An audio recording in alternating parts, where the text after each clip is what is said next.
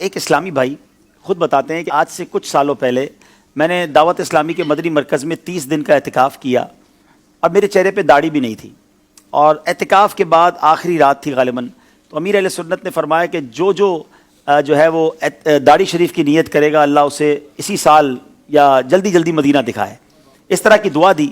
وہ کہتے ہیں میں نے داڑھی شریف کی نیت کر لی، داڑھی کی نیت کی۔ میرے پاس تو پیسے بھی نہیں تھے مدینہ شریف جانے کے، وہاں مسجد نبوی شریف میں خادم کی جابز آتی ہیں۔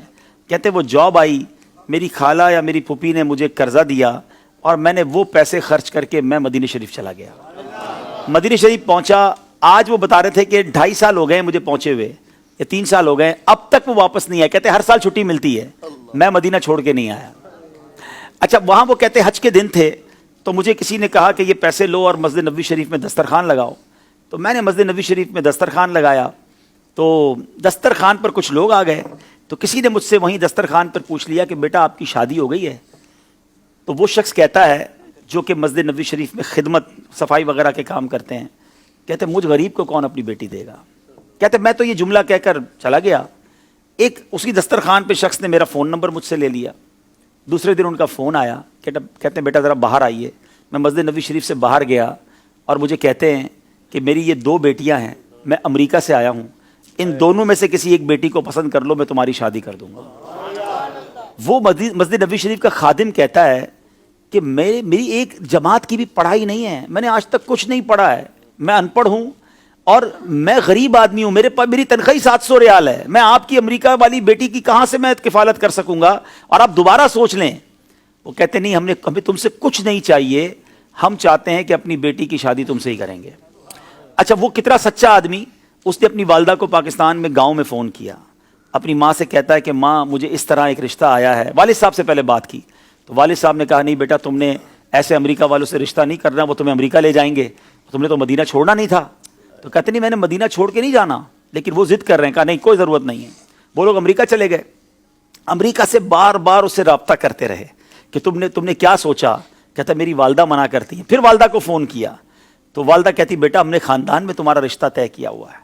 وہ امریکہ کے خاندان والے کہتے ہیں کہ تمہاری والدہ سے کہو کہ ٹھیک ہے میری بیٹی سے رشتہ کر کے مدینے میں شادی کر لو، میں آپ کو یہ اجازت دیتی ہوں کہ آپ اپنی ماں کی خواہش پر پاکستان میں بھی شادی کر لینا۔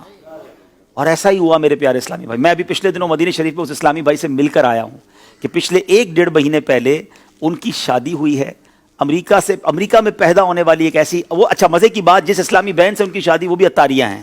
یہ اسلامی بھائی بھی امیر اہل سنت کے مرید ہیں۔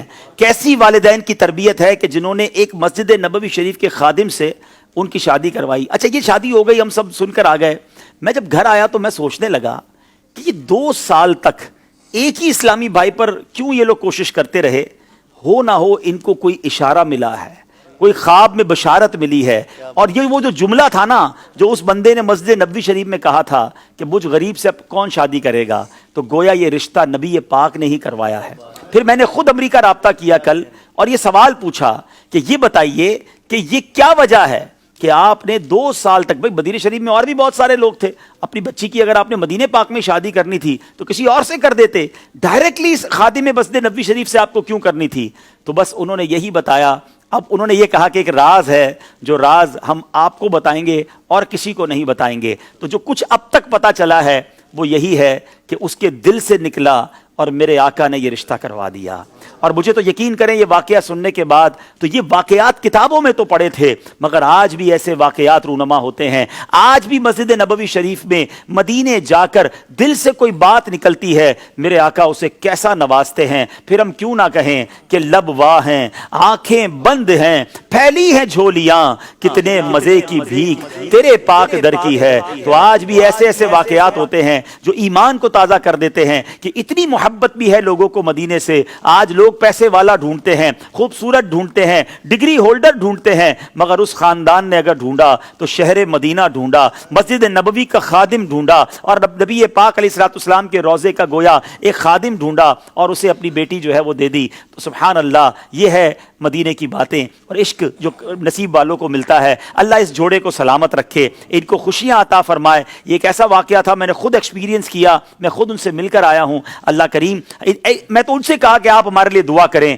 کیسی آپ کو جو ہے یہ برکت ملی ہے، اللہ آپ کے صدقے ہمیں بھی مدینے پاک سے سچی محبت عطا فرمائے۔ صلو علی الحبیب صلی اللہ تعالی علی محمد۔ تو اب یہ سیکھنے کو پتہ ہے کیا ملا؟